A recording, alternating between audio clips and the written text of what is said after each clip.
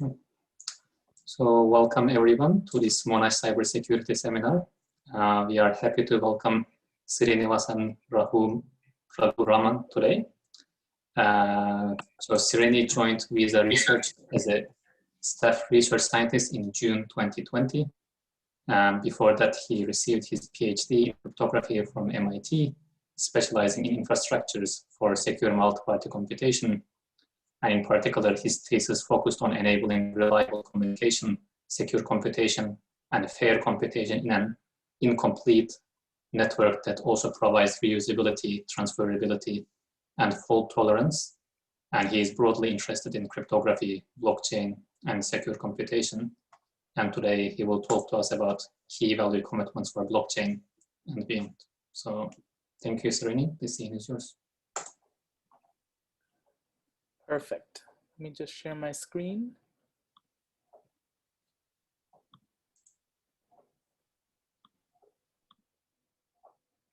Does that look all right? Yep, all good, thank you. Perfect. So yeah, hello everyone. Thank you so much, all the organizers, Mohammed and everyone else for having me here. I'm really happy to talk to you about one of my recent works. This is KVaC, Key Value Commitments for Blockchains and Beyond, that appeared in AsiaCrypt, the most recent AsiaCrypt. And this is joint work with Shashank Agrawal. So let me get started. So our work, KVaC, is basically a key value commitment with efficient representation. In other words, the commitment itself is only 2 group elements large. And it supports all efficient operations that are pretty much just some hashing, exponentiations, and group multiplications. All constant numbers, like I have the numbers here, 1, 3, and 1. And in particular, one of the nice advantages that our commitment offers is that the operation of the commitment, including its size as well as functionality, is independent of the size of the map. In particular, no one needs to know a priori the size of the map that's going to be committed, and this commitment would be able to tolerate any polynomially sized map without any priori bound. Furthermore, it's possible to do additive updates on the values in the key value map without knowing the prior values. So it's what we call oblivious updates or oblivious additive updates, and this is actually an important property as we'll go on to see. As a consequence of our work, we actually derive state-of-the-art accumulators and state-of-the-art subvector commitments. Once we go ahead with the definition of key value commitments, it wouldn't be too hard to see that key value commitments in fact imply accumulators and subvector commitments. So that's why we get the best accumulators and subvector commitments that are out there. Perfect. So before we start, let's see why we thought about this work. Why did we think to build key value commitments? And simply put, the motivation for the work is stateless validation of blockchains. I'm sure everyone sort of understands this term, but just to get on the same page so that we speak the same language for the course of this talk, let me give a quick introduction. So the key players in a blockchain setting include the users who generate transactions, and then the miners who take these transactions and generate blocks to be added to the blockchain. Additionally, you have these players called validators who verify that the miners are doing their job correctly. In other words, the blockchain is being generated in a consistent fashion. Ideally, you would want a lot of people to validate the blockchain, right? That's the whole point of having a decentralized system like the blockchain. You want as many people to validate this to make sure that miners aren't taking advantage and, creating a blockchain that isn't consistent somehow. So the job of the validator is to verify the state of the system, that the state of the system is consistent. So what is this state of the system for a blockchain like Bitcoin? It's something like the UTXO set, so the set of unspent transaction outputs. For an account-based system like Ethereum, there's an account ledger, which constitutes the state of the system. So the validator's job is to make sure that this particular state of the system is consistent over time. And today, how that would happen is validators are expected to kind of store the state of the system. This is probably the most efficient. You can regenerate it every single time, but given that the state of the system is pretty large, probably the best way to do it is to store the whole state of the system. And this kind of spells out the problem. I mean, we've just said it, the state of the system is really large. So now we're asking nodes that want to validate the blockchain to have a lot of computational storage, like storage power and computational power, to store this whole state and then make sure that the state is consistent over time, which is something that is undesirable. And if I were a validator, I wouldn't be too excited about doing this. I would rather say, well, you know, either I'm okay with just trusting some other people to validate this and move on, or I'm not going to take part in this. And this is not ideal. Ideally, you want many people to be incentivized to validate the blockchain. So the solution to this, which was proposed back in 2016, was, is it possible to compress the state of the system in some sort of verifiable fashion? And indeed, we have primitives that sort of do this, which are accumulators, vector commitments, and key value commitments. These are different primitives that offer compression of some particular data structure. For accumulators, it's going to be a set. For vector commitments, it's some sort of vector. And for key value commitments, it's a key value map. And the idea is, although the representation is compressed down to logarithmic, possibly even constant size, it is possible to prove something about the data structure that's committed to in that particular commitment. And we've seen examples of accumulators, like Merkle trees are the most standard example. This is the principle. Like, can we use these kinds of primitives to compress the state of the blockchain in some sort of verifiable fashion? But what is the caveat? Well, now the users who are producing these transactions have to additionally prove that they are doing, that the transactions end up changing the state correctly. So the users need to work a little harder to help the validators. They have to provide some sort of proofs saying, you know, not only is the transaction updating the state correctly, if you look at the compressed state of the blockchain, it's also being updated correctly, so that I can prove things about it even though the state is compressed. And furthermore, they would have to keep these proofs up to date. It is known that, well, it's not very hard to see, since the state is compressed down to sublinear size, it no longer has the ability to have linear information. And this information has to sort of be spread out somewhere else, which is what the proofs are doing. But if the state of the system is changing and the accumulator or the vector commitment or the key value commitment is of sublinear size, then the change has to be reflected somewhere else. So it would go and hit all the proofs. And it would demand that the proofs have to be kept up to date if you want to continue proving things with respect to the accumulator, vector commitment, or key value commitment. So this is something the users have to do, but perhaps it's not too much, right? Perhaps we can design primitives where maintaining proofs is actually not that hard, but given that we have these proofs, verification becomes really fast. And in particular, if the compressed state is really small, then you'll get almost stateless validation. So accumulators work really well for the UTXO model. We discussed that accumulators basically compress sets, and for the blockchain like Bitcoin, the state is the UTXO set. So accumulators would give you just that, right? So accumulators would give you a compressed representation of the UTXO set. The users would provide membership proofs of their UTXOs to spend them. So they would say, you know what I'm showing you is actually inside that UTXO set, so I can spend it. And then the validators can verify these proofs and authorize those transactions and make sure, not authorize, be convinced that those transactions are being conducted correctly and are in accordance with the state of the system. So accumulators work really well for the UTXO model. It's a hand-in-glove fit. Everything works perfectly, nothing to talk about there.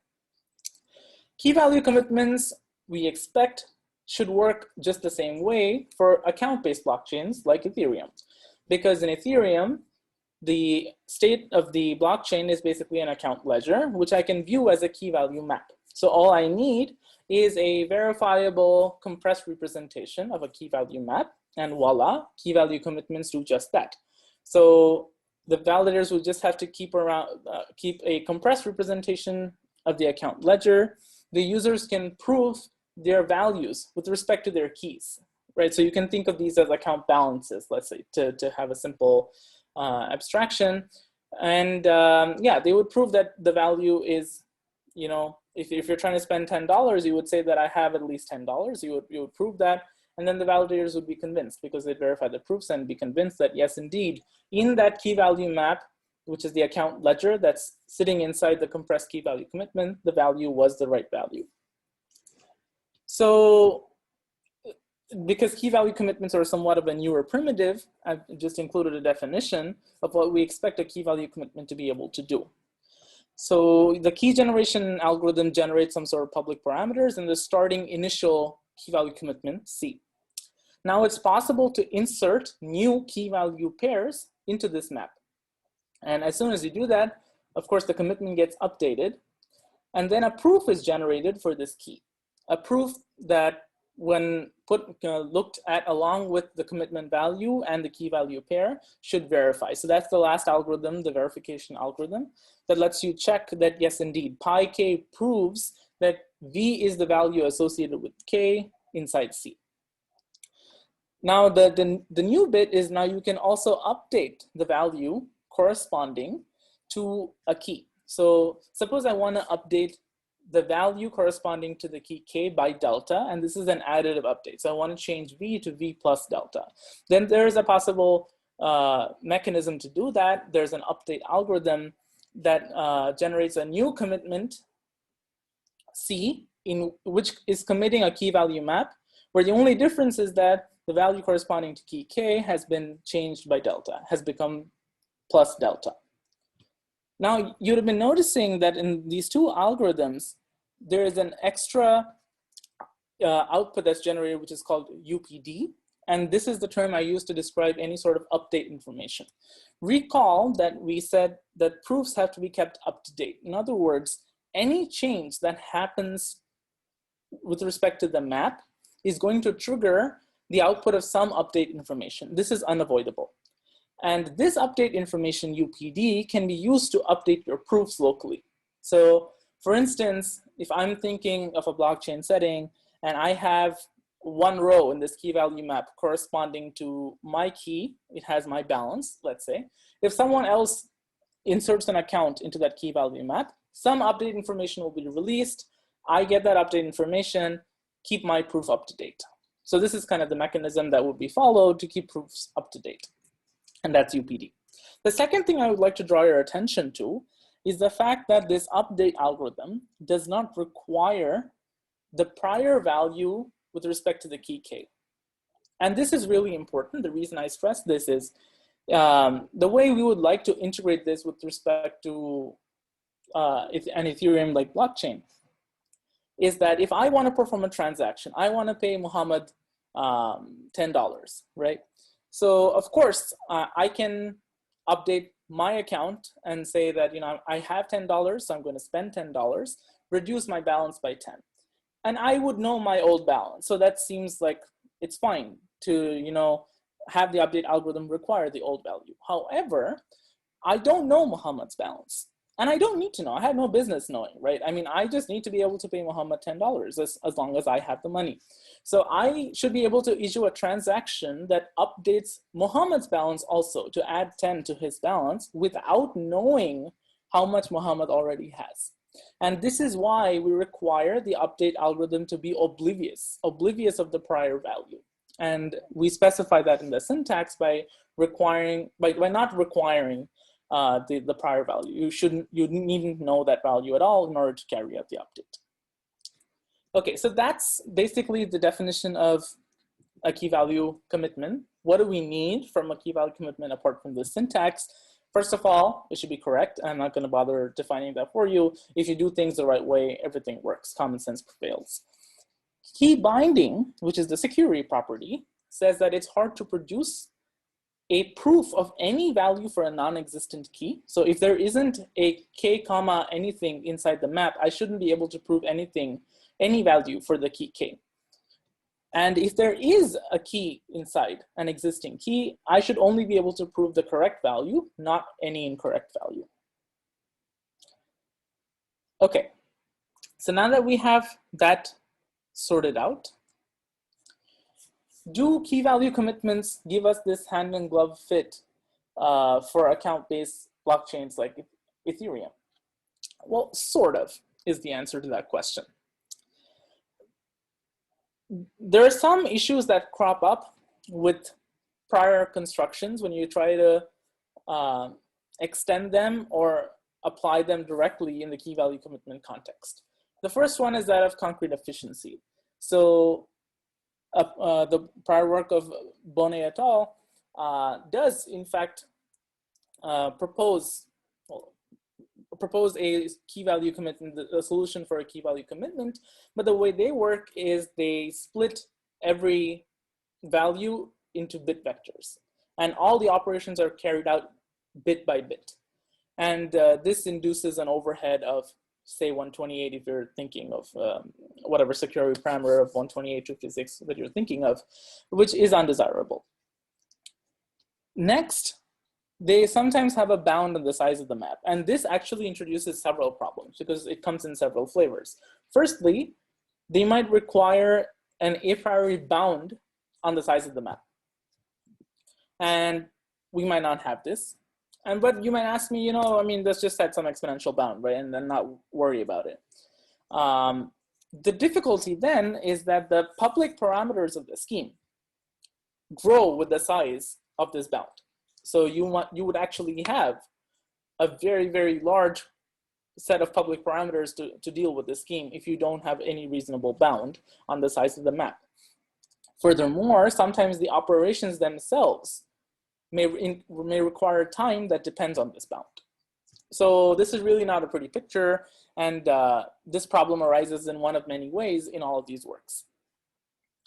And lastly, which is another problem that Bonnet et al. Has, the updates are not oblivious. So you can do updates, but they require the knowledge of the prior value. And then, as I discussed before with my toy example of me trying to pay $10, it doesn't quite work out. So our work is the first one that gets a key value commitment, which is efficient in terms of representation, in terms of all the operations it supports. It's completely independent of the size of the map, does not require an a priori bound. None of the parameters grow with the bound.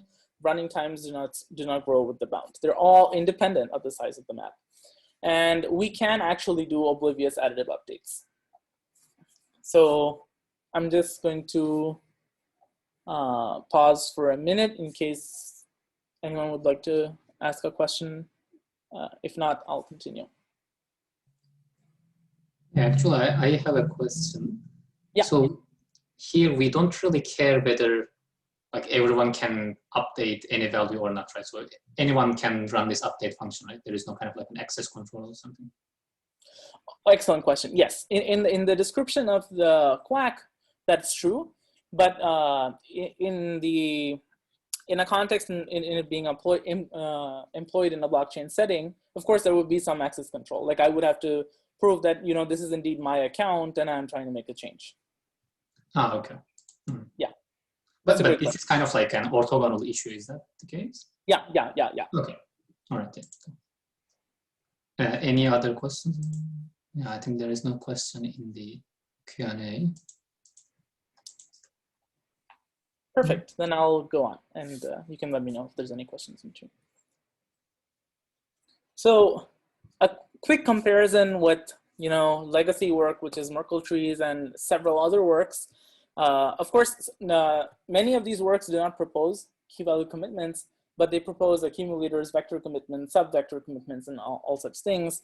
And because, like I stated, our primitive actually implies all of these other primitives, it's actually possible to compare them.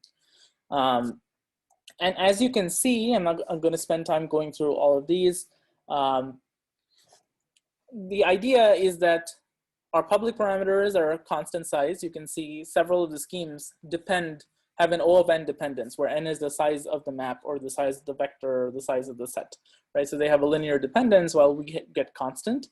In terms of the size of the commitment itself, most constructions make that a constant size, so that's not a problem. Sometimes there is an occasional dependence on the bit length again. So if you're using essentially ideas from Bonnet et al. Or like any bit-by-bit construction ideas, then that you incur that problem.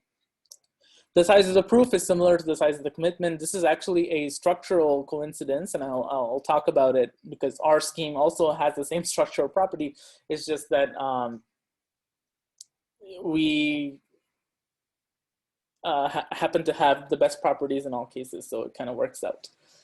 And the time for verification, as well as inserts and updates as they apply, you can see that in the Bonnet et al. Scheme, as well as the CFG plus 20. So there they have a dependence on the bit length, and this is what I was talking about. In fact, a naive construction actually gives OFL times G, but then you can actually do some sort of non-interactive proof you can combine certain things.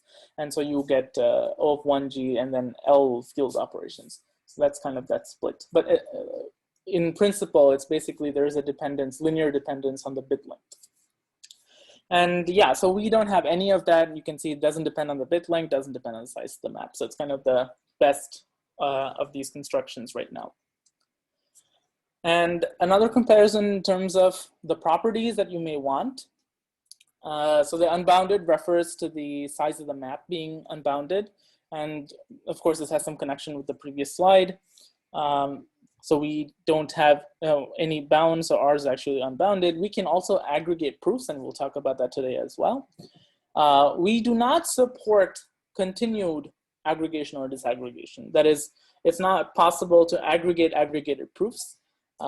This is a property that is, I think, important and was actually introduced and achieved by CFG plus 20. So they actually have that property. Most other schemes don't, including ours. And then this other thing that has come up most recently is cross commitment. So can I aggregate proofs from different commitments together? And this also has importance in a blockchain setting. This was introduced by Gorbanov et al., so GRWZ20, and they're the only ones that achieve that. The others don't, and we don't either. But in terms of trusted setup, so we don't need any trusted setup. We work in any group that satisfies the RSA assumption, and class groups are like a candidate where you don't need any trusted setup. So that's why we don't need it either. If you work in RSA groups, however, you will need trusted setup. Okay, so that's comparing with other works. Hopefully I've convinced you that this is a good construction and it's worthwhile. So I certainly think it is. So let's get started with actually looking at the construction. So the broad roadmap for today is I'm going to talk about two primitives that are simpler than KVaC. So they're not full-blown key value commitments. They're actually what I call an insert-only key value commitment and an increment-only key value commitment. In an insert-only, and I'll mention this as we go ahead, in insert-only key value commitments, you cannot do updates. You can only insert, hence the name insert-only.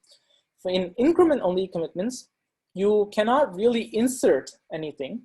In fact, it's going to be kind of weird because in some sense, all keys would have already been inserted, but with a value of 0. And the only operation you can do is increment the values, and in particular, increment by 1, right? So that's a special case of a key value commitment that only offers some operations. And we're going to see how magically, when we combine these two together, we get KVaC, a full-blown key value commitment that supports everything we need. Finally, I'll talk about aggregation and some future directions. Okay, so let's get right into it. Our insert-only key value commitment takes this form. So for a key value map KIVI with n entries, so the map takes this form. And we're gonna look at this quite a bit. I would just like you to notice that, well, the second component is easy to parse. It's just a product of n z's in the exponent. Well, the first component has some sort of linear function in the values. So it's a linear function of the VI's, and the coefficients are some products of z's. Okay, so first of all, what are these z's and what is g? So g is a generator of a group of unknown order. So candidates are the RSA group, and the class groups, I told you, where the RSA assumption holds. And then these z's are basically hashes of the key values, and we're going to require these hashes to be distinct primes. There has been a lot of work, and still is. Bonnet's work has a good sort of summary of prior works in this area. How do I hash an element to get a prime? Simplest idea is, you hash it and then you keep incrementing until you get a prime, hash the number with a nonce and then keep incrementing until you get a prime, and so on. So there are several techniques, and there are even other ones out there that use universal hash families and things like that to actually achieve this condition. So I'm just going to ignore that for now and say that there is a hash function out there that's doing this job.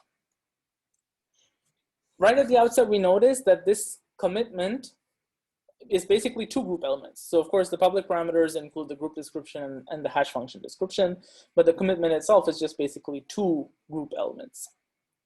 So how does this commitment actually work? So I put it up there just so that we know how it's going, but I would like to show you by example, because it might be hard to get a hold of this particular function. So it starts out with the pair 1, G. And I would like to just state that empty products are treated as unity. That's why you have G to the 1 or G in the second component. And empty sums are treated as 0. So that's why you get G to the 0, which is 1. So that's why it's starting out as 1, G. Now, if I insert a single key value pair, K1, V1, this would actually become, if you check against that formula, G to the V1, G to the Z1. Okay, so I think that's pretty self-explanatory. So let's go on and generate another one. So I'm going to insert another key value pair, K2, V2. And now the key value pair, the key value commitment is G to the V1, Z2 plus V2, Z1, and G to the Z1, Z2. Again, the second component is like pretty obvious, but the first one is the one that's tricky. So I just ask that you stare at it a bit just to get comfortable with it. And then finally, once you insert a third key value pair, you can see that it's now a linear function in V1, V2, and V3. And then the coefficients of each of these V's are basically the product of all other Z's, right? So that's actually what the formulation above states. So you can see for V1, it's Z2 and Z3. For V2, it's Z3 and Z1. For V3, it's Z1 and Z2. Okay, so this is how the commitment progresses. Now, how do I actually do insertion? The first thing we would like to notice is inserting the change to the second component during insertion is easy to see. So the first time I just raise it to the Z1, then I raise it to the Z2, then I raise it to the Z3, right? So it's literally just exponentiating by Z's. So that's easy. The first component is what's harder to track. So to help you understand how that happens, I'm going to first show you a very trivial case. In fact, the first two cases would be really trivial. It's the third one, which really shows how this works. So notice that G to the V1 is 1 to the Z1 times G to the V1. Sure, I mean, nothing interesting there.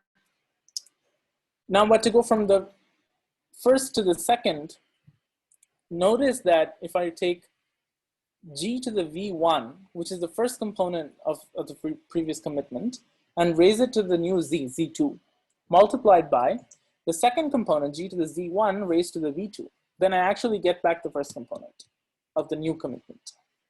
So that's how I'm going to keep updating. And no surprise if I continue doing this for the third. So now I'm taking G to the V1, Z2 plus V2, Z1, and I raise that to the Z3 and multiplied by G to the Z1, Z2 raised to the V3. So then I get the first component. So in this way, it's possible to generate this first component, which even though it's depending on all the V's and all the Z's, it only takes us a constant number of operations, basically one hash, two exponentiations, and one multiplication to generate that first component. And then using a third exponentiation, I can generate the second component. So it's possible to insert into this key value commitment fairly easily using these constant number of operations. I hope that helped understand this key value commitment a little better. So what is the proof going to be? And this is the structural property that I alluded to. In many of these schemes, the proof corresponding to one element or one member in the vector or one key value pair in the key value map, it's always going to be some other commitment, which is basically, it's going to commit to everything else. And this is, it's telling in two ways. First of all, like I said, when the state is compressed, it must be the case that the information about the set is distributed amongst the proofs. And in fact, this, you can actually show that they have to be pretty correlated. They have to be pretty tied together. And what better way to tie them together than to just say, you know, my proof is the commitment of everything else, right? And an easy way to prove that my proof is the right, is evidence to my key value pair is, hey, look, you take my key value pair and insert it into my proof, you get back the commitment, and which by definition just has to be true, because I'm committing to everything else inside my proof. And then if you put my element in, you get the whole commitment. So it kind of makes sense. And this is why the proofs look exactly similar to the commitments themselves. So if you look in terms of the sizes and the representation, they will be exactly similar to commitments. And this is true of many of the schemes. So we're going to do the same thing. The proof corresponding to key KI essentially is going to be the key value commitment of everything else, all the other key value pairs. This gives you some nice properties. Firstly, the proof obtained when I insert my key value pair is just the old commitment value, because by definition, the commitment value up to then was committing to everything else. Then it also gives us a new property. The proof update is an insertion. If I insert a new key value pair inside the key value map, then my proof is missing that one element. So to keep my proof up to date, I would just add that new element as well. And verification, like I mentioned, is also an insertion. If you take my proof and insert my key value pair, you should get the commitment itself. So we get these nice properties, and let's see how that works in the context of our key value commitment. So I have retained the first line from before. And so when the key value pair K1 V1 was inserted, the proof corresponding to K1 was the old commitment value 1 comma G. The proof for K2 when it was inserted is the old commitment value G to the V1, G to the Z1. And the proof for K3 is the old commitment value G to the V1, Z2 plus V to the Z1, G to the Z1, Z2. So this is easy. And then proof update is an insertion.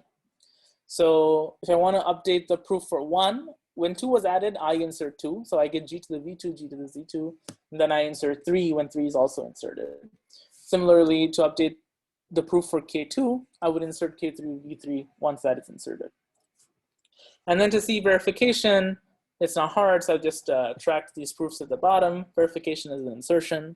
It's easy to see that at any of these stages, if you take the proofs for K1 and insert K1 V1, you get back the commitment for that stage. Similarly, if you insert K2 V2 into the proofs for K2 at the respective stages, you get the commitments back. And finally, K3, same thing. You insert K3 V3, you get back the commitment. Okay, so this is all good. Now, correctness follows just by definition, as we've argued. But what about security, key binding? So let's talk about that. So this was the commitment that we had, and suppose we have 2 proofs for a particular key, which state that the value corresponding to KI is VI and VI prime respectively. What this means is that if you take those proofs, pi1, pi2, and pi1 prime, pi2 prime, and insert the respective key value pairs claimed, you must get back the commitment. So I've just written down those insertion conditions right at the bottom. It might be a little tedious to parse, but let me just try to walk you through it. So this second line here just states that the second component raised to the ZI gives you back the same value, G to the product of all the ZIs. And then if you recall how we inserted into the first component, we took the first component, raised it to the ZI, second component raised to the VI, and multiplied them. So that's how that insertion worked. And this says that if you inserting into the first component also gives you the same result. The point to note though is that the VIs are different, but the ZIs are the same. And the proofs, of course, the pi's may be completely different. Okay, so let's just rework the second line of algebra here. That actually would say that pi2 and pi2 prime are equal. And why is that? I'm basically taking ZIth roots, right? And why is that okay? It actually turns out that if ZI is a prime and a large enough prime, you can take inverses as long as it's co-prime to the order of the group. And if I take a large enough prime, in groups of unknown order, we get bounds on how big the group actually is. And if I pick a prime that's large enough to say, hey, this is definitely co-prime to the order of the group, then I can take roots. I can take zi'th roots in the exponent. So this actually means pi2 equals pi2 prime. Okay, good.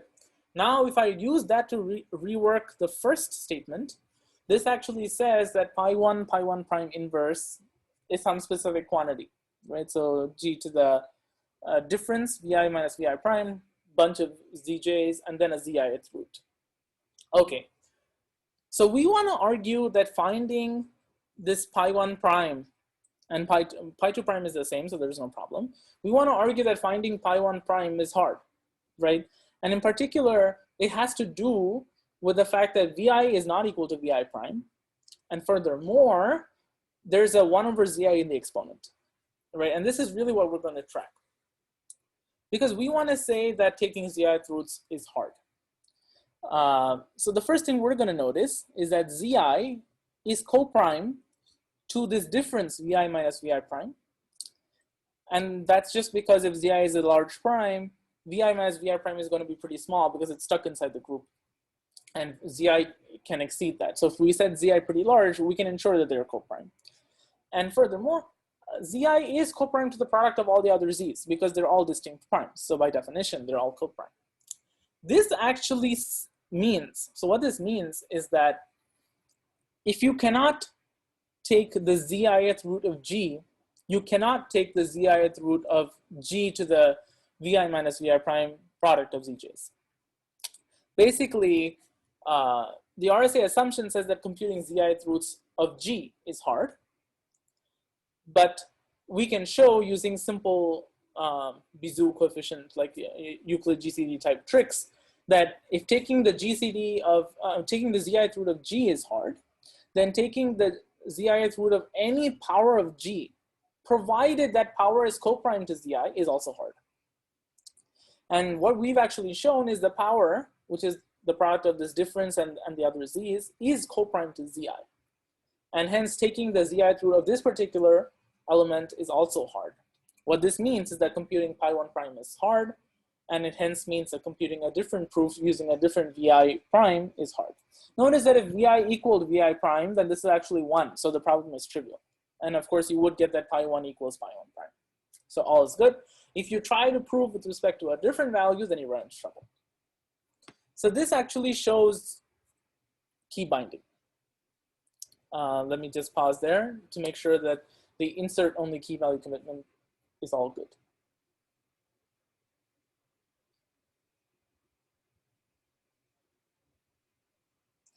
Okay, if that's good, let me move on to the increment only key value commitment. So the increment only key value commitment is going to look a lot simpler. Okay, so to commit to a key value map KIVI, it's just G to the product of ZI's to the VI's. Okay, again, G is a generator of a group of unknown order, and the ZI's are hashes of the keys which hash to distinct primes. So this is even simpler because it's only one group element, not even two. How does this key value commitment progress with time? So it starts off as G because the empty product is 1. Then if I increment K1 by 1, I get G to the Z1. If I do K2, G to the Z1, Z2. K3, G to the Z1, Z2, Z3. If I do K3 again, it's G to the Z1, Z2, Z3 squared. If I do K1 again, then the Z1 becomes Z1 squared. If I do K1 again, you get Z1 cubed. It's easy to see that this is just a simple exponentiation. You just do one hash and one exponentiation. So hash K to Z and then exponentiate, and that's it, right? So that's the key value commitment.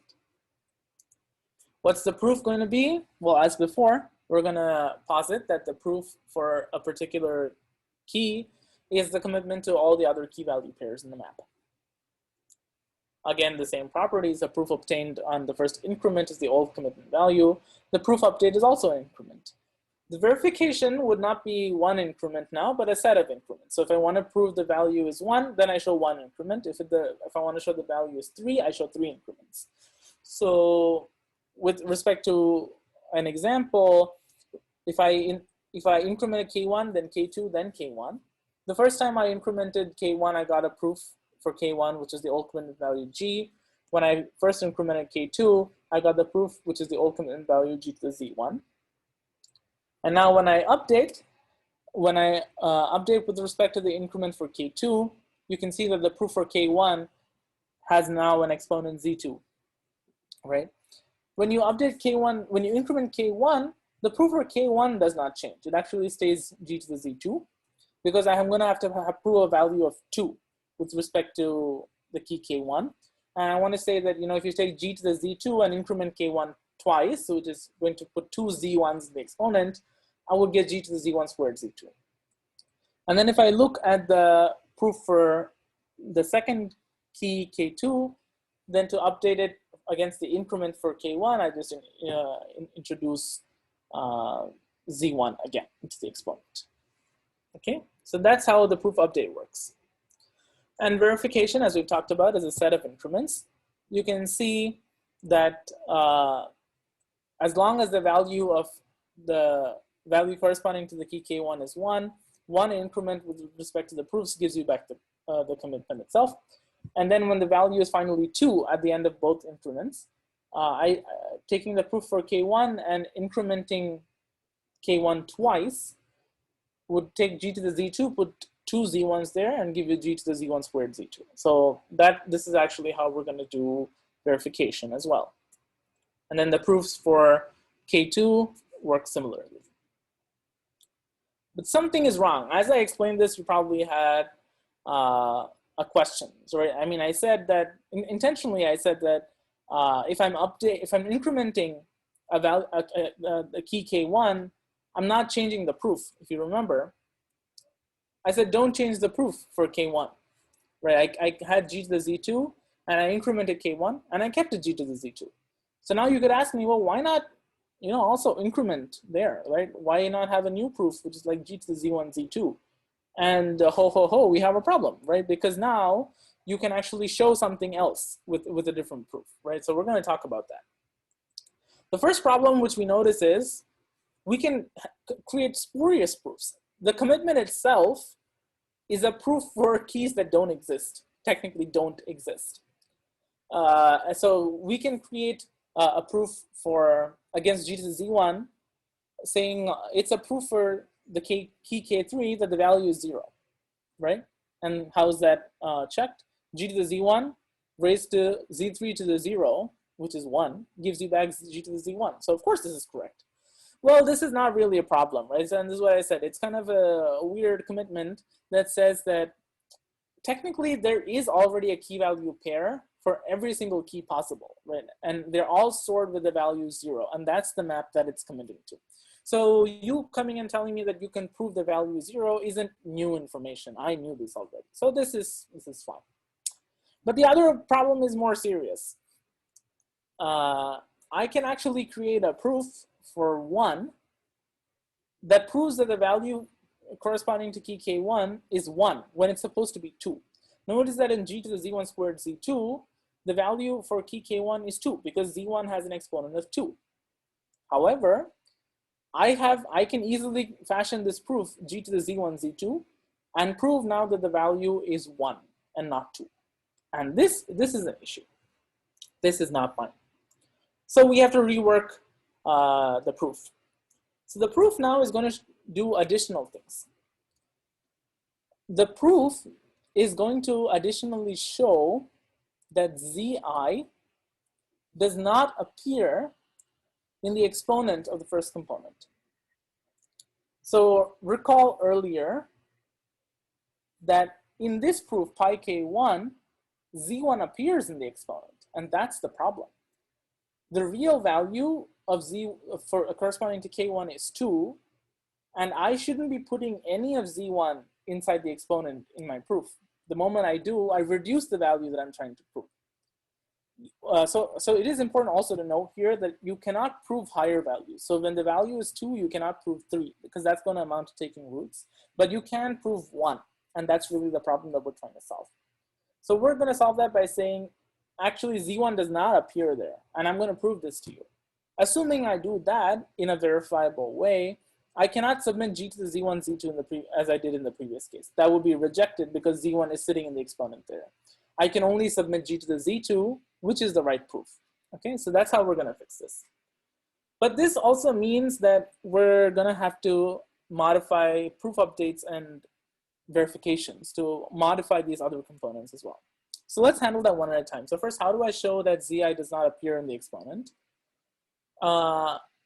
Recall that z and all the other zi and all the other zj's are all distinct primes, which means me showing you that zi is not there is equivalent to showing you that zi is co-prime to that exponent, because all the other primes that are there are going to be co-prime to zi.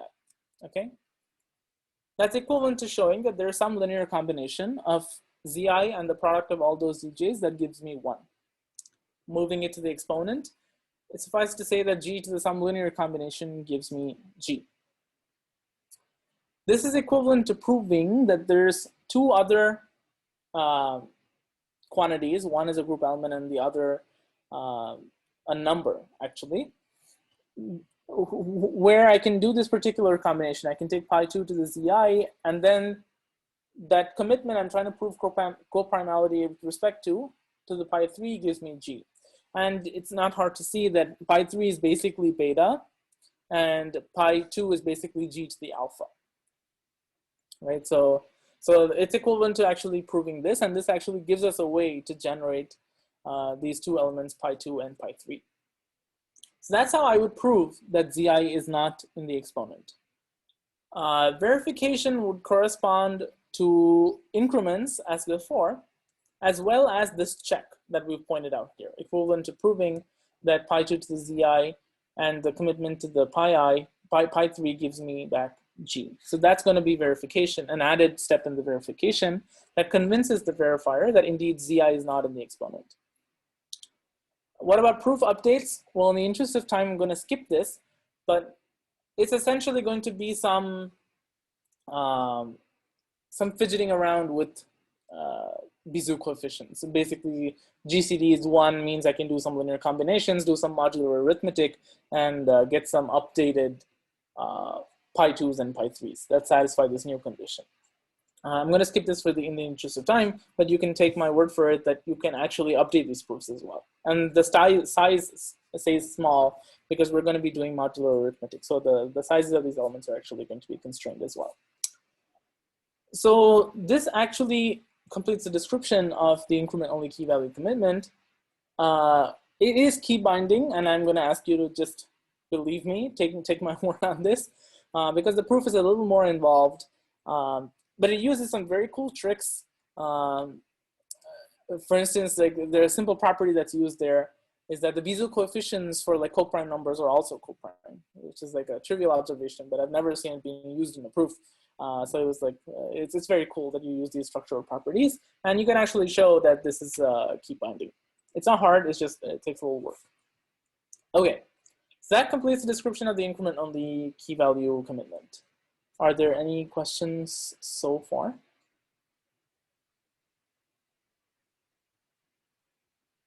Okay, so let me talk. Yeah. I don't think we have any questions, but we have about 5 minutes left. Yeah, sure. Yeah. Okay. Perfect. Okay, so the good thing is we can combine these two constructions to give our full-blown construction. So let me show you how. So first, recall the insert on the key-value commitment. It's actually a pretty cool commitment for the following reason. It takes us very close to KVaC. Remember, all we're trying to add at this point are updates. And the insert on the key-value commitment did not have any updates.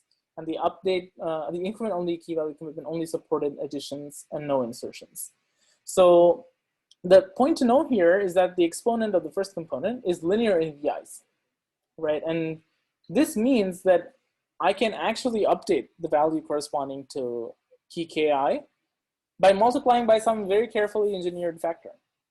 The second component doesn't even have to change. It's only the first one that has to change. And by simply taking a product of all the other z's in the exponent and also multiplying it by your change delta, I can actually update this.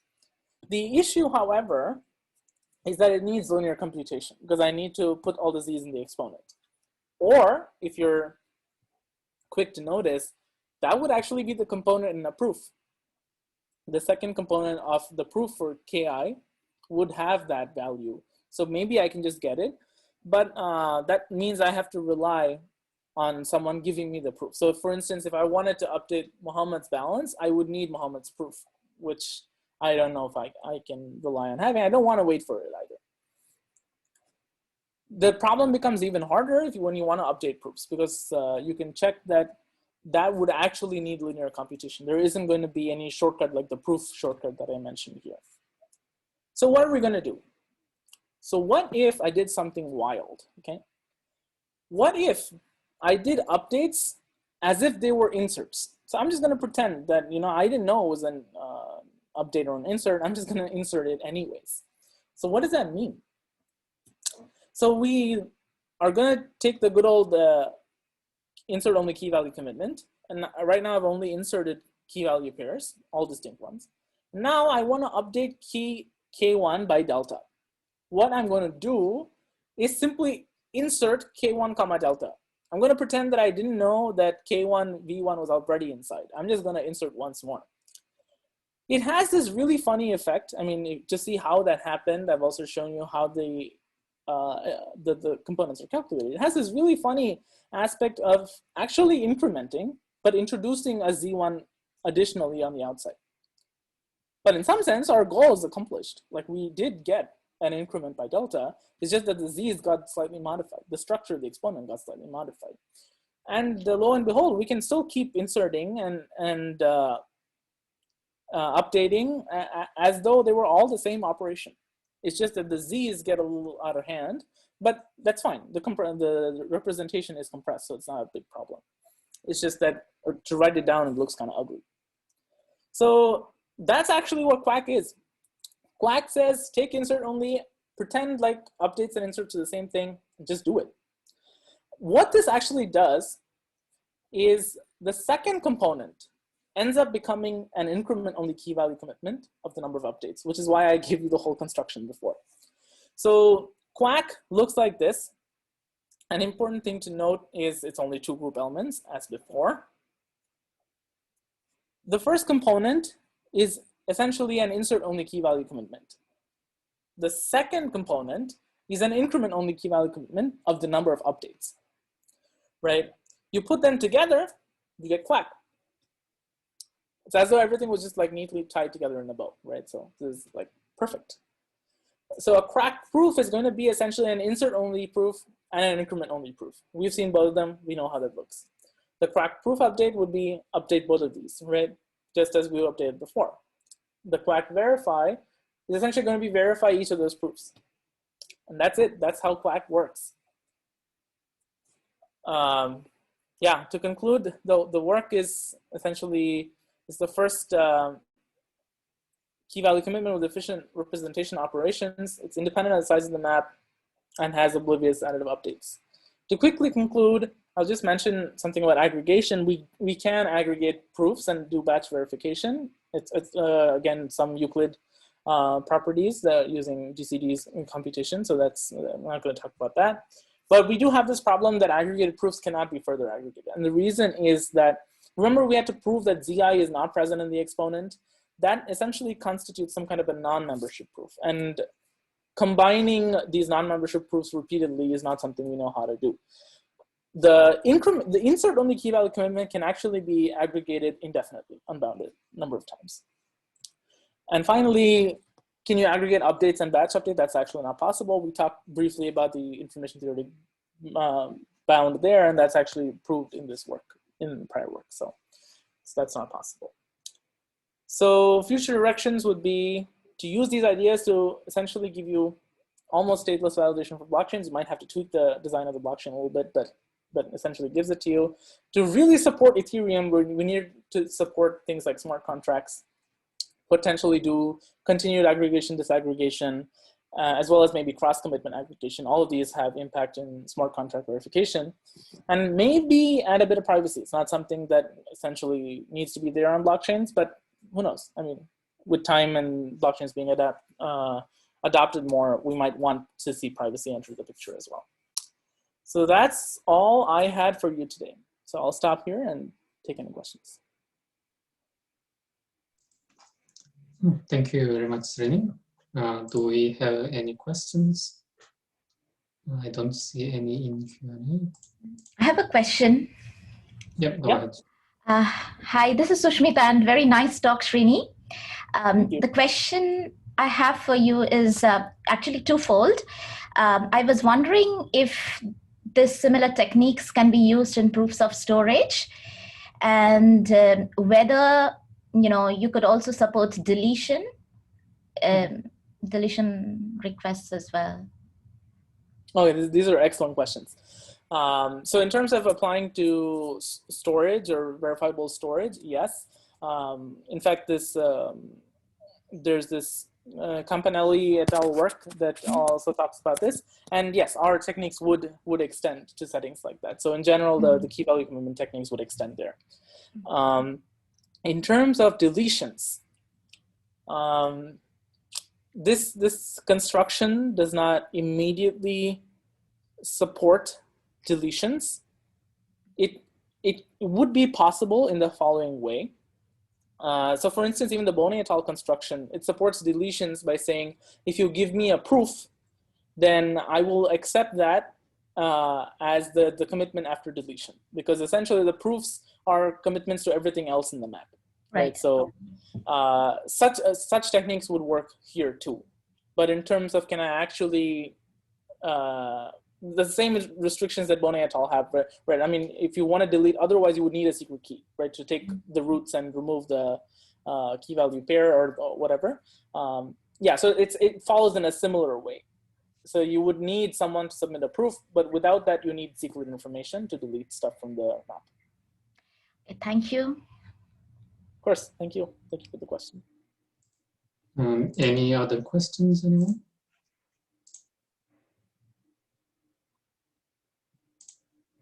Yeah, maybe I'll ask a final question. Sure. So for example, let's suppose I generate a proof at time t, and then I kind of went offline for, I don't know, up to t plus k. And then now I want to update my proof to be valid at time t plus k. Do I need to do all these k steps, or can I just jump to or use the information, the commitment in t plus k to just update my proof? You cannot, unfortunately. And this is an information theoretic bound. Basically, because the state is compressed to be sublinear, you cannot lose any information from the update. So this is kind of what I referred to and quickly glossed over, that aggregating updates and batch update is not possible. But it's not just for this construction. It's for any construction that compresses in a verifiable way. This problem exists. It would be really nice to get rid of it, but I don't think there's any way to do it. Yeah, I see. Okay, yeah, that makes sense. All right. I guess there are no further questions. So thank you very much, everyone, for tuning in. And we will see you all in the next session. Thank you, Srini. Thank you. Thank you, Mon. Thank you, everyone. Have a great day. Thank you for the presentation. Thank you. Thank you. Thank you.